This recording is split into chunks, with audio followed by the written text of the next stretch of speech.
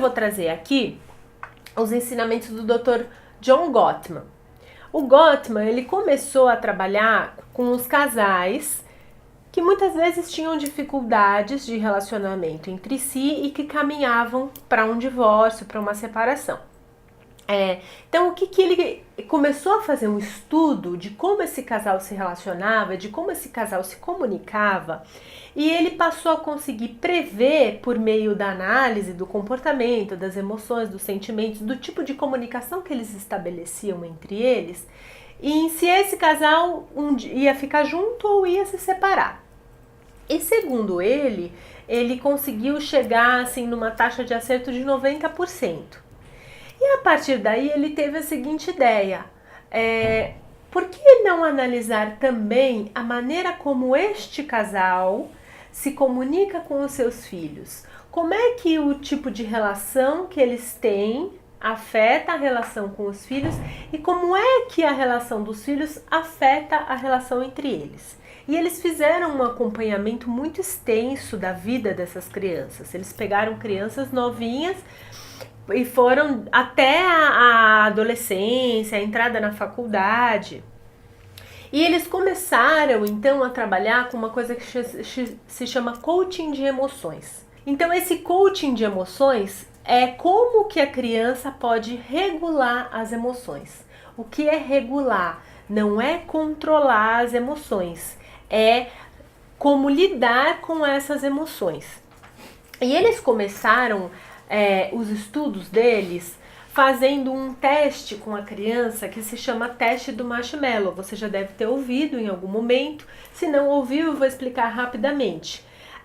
Um avaliador entrava numa sala com uma criança e falava assim: olha, aqui tem um doce que você pode comer.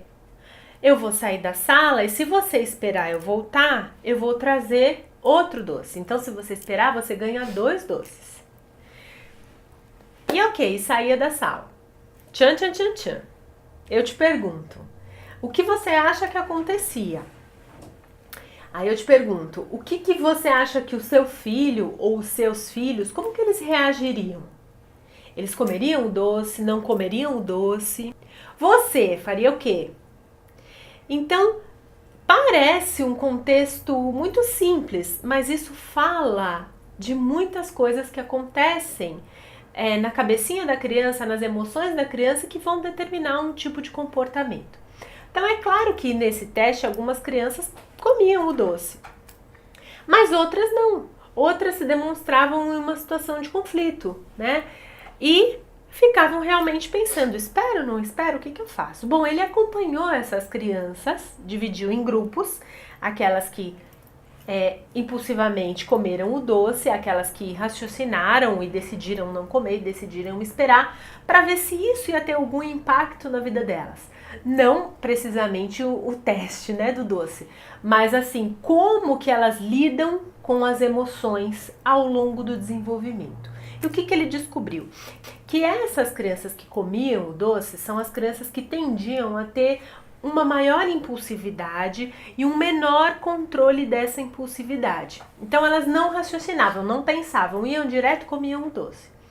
E que as crianças que conseguiam esperar e depois decidiam por comer os 2 doces, eram aquelas crianças que conseguiam entender os sentimentos delas, a vontade delas, mas que conseguiam decidir conscientemente sobre isso e conseguiam esperar para obter essa gratificação, que a gente chama que é um prazer, né?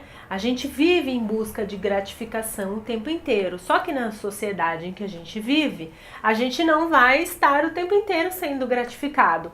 Há momentos e momentos para isso, né? E as crianças vão aprendendo isso porque elas vivem na nossa cultura.